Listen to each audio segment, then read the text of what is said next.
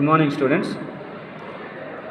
This is first year subject of economics. Today's topic is exemptions to the law of demand. So sometimes in some situations, in some cases, we don't care about the prices when price goes on increasing for some goods and services. So let us know about that. So in the diagram, when price increases from OP to OP1, means when price increases from OP to OP1, demand also increases from OQ to OQ1. This is OQ to OQ1. So when you observe this diagram or this graph, when price increasing, the quantity demand is also increasing. Means what you have to understand here, when prices are increasing in the market for goods and services, so the demand also increasing for the goods and services. So this is called exemptions to the law of demand. So here, this is the demand curve. When price increasing from OP to OP1, the quantity demand is increasing from OQ to OQ1. So the demand curve is sloping from downwards to upwards. So there are some exemptions are there. Let us know one by one. The first exemption is Giffen's paradox. This was stated by Sir Robert Giffen. So actually Giffen is one of the name. That is, his full name is Sir Robert Giffen. So this Robert Giffen was observed that poor people will demand more of inferior goods. According to his view, according to his thoughts, what did he explain? What did he observe means? The poor people will demand the inferior goods. Why? Because means if their prices rise, inferior goods are also known as Giffen goods. For example, here there are some examples are there here. Ragi, jawar, etc.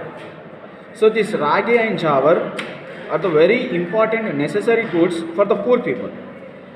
When these prices increases in the market, the poor people never stop to buy these commodities. Why? Because means these goods are very necessary. So that's why definitely they will purchase. So what did he point out? He pointed out that in case of the English workers, the law of demand does not apply to bread. Giffen noticed that workers spend a major portion of their income on bread and only small portion on meat.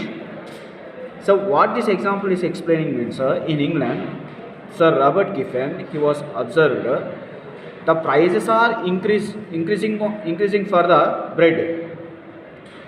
But who are living in England, that poor people are going on purchasing this bread. Why? Because means that bread is the staple food for the England citizens. But when the price is decreasing for the meat in England, they are not purchasing. Why? Because means the meat is not the staple food of England citizens. So that's why here the demand is falling for the meat when price decreases. The demand is increasing when price increases for the bread. So this is called the first exemption according to Sir Robert Giffen.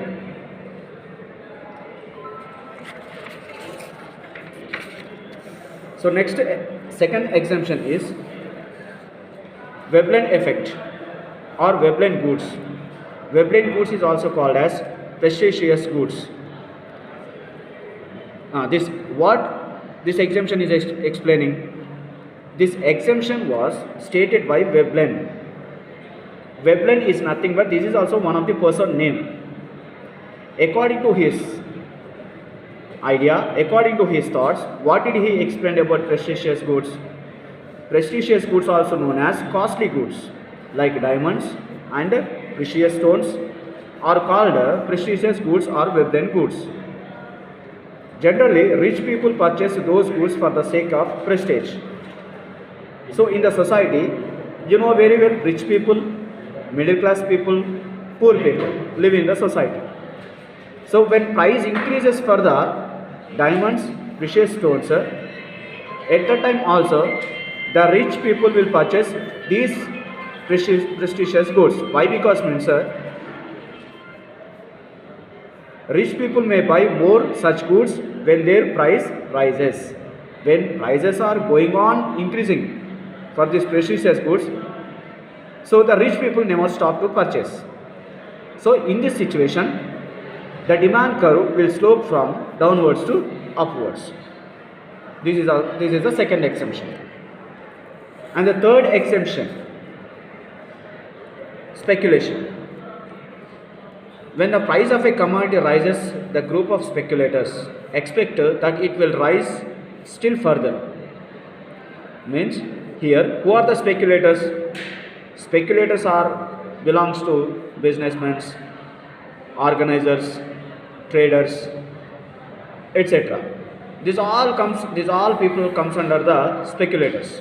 These speculators will expect when if the price will increases in future, means further. So at that moment, these all speculators, they may buy more of that commodity if they expect that there is a fall in price.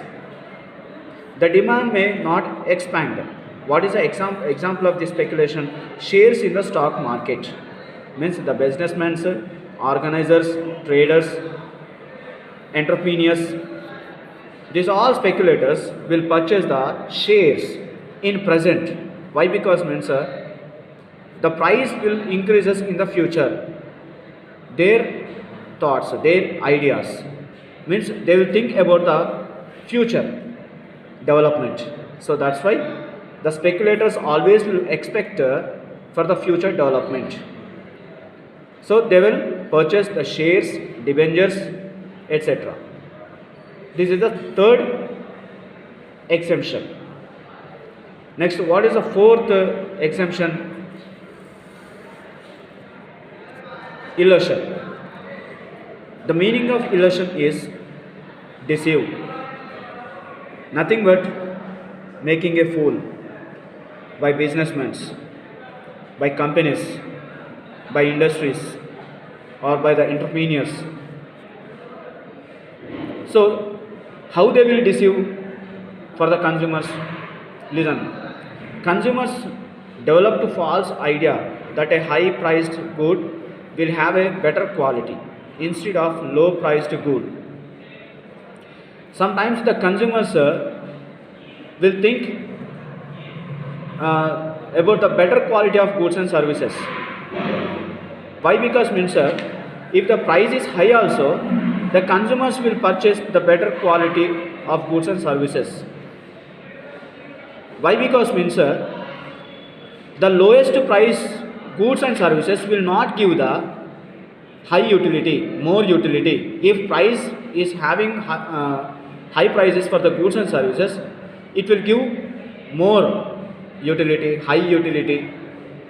So that's why the consumers sometimes they will deceive by the organizers, by the entrepreneurs, or sometimes the consumers they will deceive they themselves only.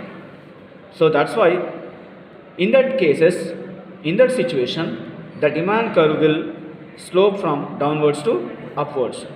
If the price of such good falls, demand increases, which is contrary to the law of demand. So this is a fourth exemption. Thank you.